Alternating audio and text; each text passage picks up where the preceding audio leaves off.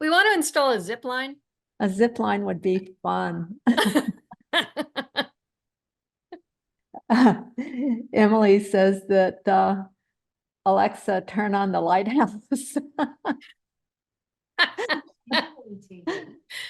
We actually we were struck by lightning about 4 months ago, and it messed with the electrical throughout the whole lighthouse.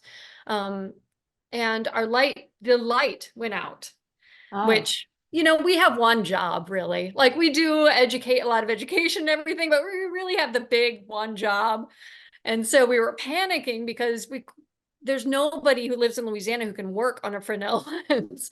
And so we're trying to find someone who can fly in. It's very expensive. We're just a little nonprofit. And I go upstairs at one point to see if I can get a description of what it looks like, if there's like charring or anything like that. And it was just unplugged. oh, So I wow. just plugged it back in and it came right back on. So you should be an official lighthouse keeper I too. mean, They need to add your name down there. Turn the light back on. That's There is something to saying, have you tried to turn it off and back on again? yes. But that's honestly noticing and doing something about it is a vast majority of what it is to be a very notable person in the world. To love a lighthouse and to bring it back, to tend to a nonprofit organization that helps bring light to what the history of people having things that they need in the area, to, like the whole history of cargo coming into the area that you keep, there's a lighthouse keeper, and then that keeping has just changed a little bit. There are a couple of questions about how the levees work. Explain a little bit about how the levees protect New Orleans.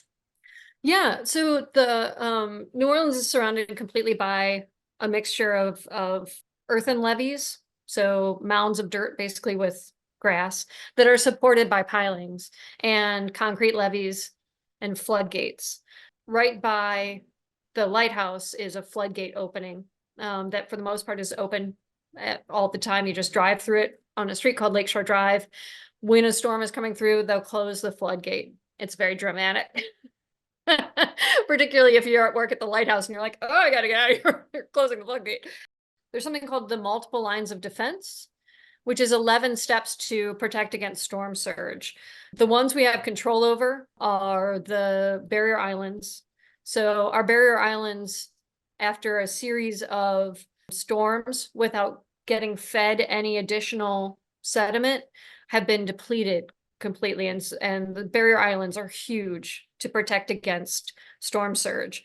Barrier islands are built different ways. Like in North Carolina, they're built from something called longshore drift, which has to do with mountains eroding, and the rocks get smaller and smaller and caught in the current, and then they catch and build these beautiful islands off North Carolina. Down off the Mississippi River, it's sediment that's come down from Iowa and Missouri and all of the 32 states that are within the Mississippi watershed.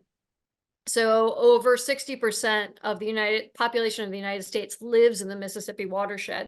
And all of that water comes down the Mississippi River to New Orleans. So all of those decisions are compounded by the time they get down to us. Because it's all been levied and not allowed to flood as often, we're not getting fed that sediment anymore. So we're losing our barrier islands and our wetlands.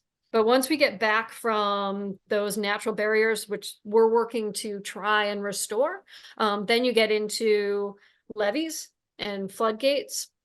And so those just, again, are a wall against that storm surge. We want to rely on those as little as possible, because when that wave energy comes, if it hits, it's just like if you throw a ball against a wall, it'll bounce right back with most of the energy that it hit it with.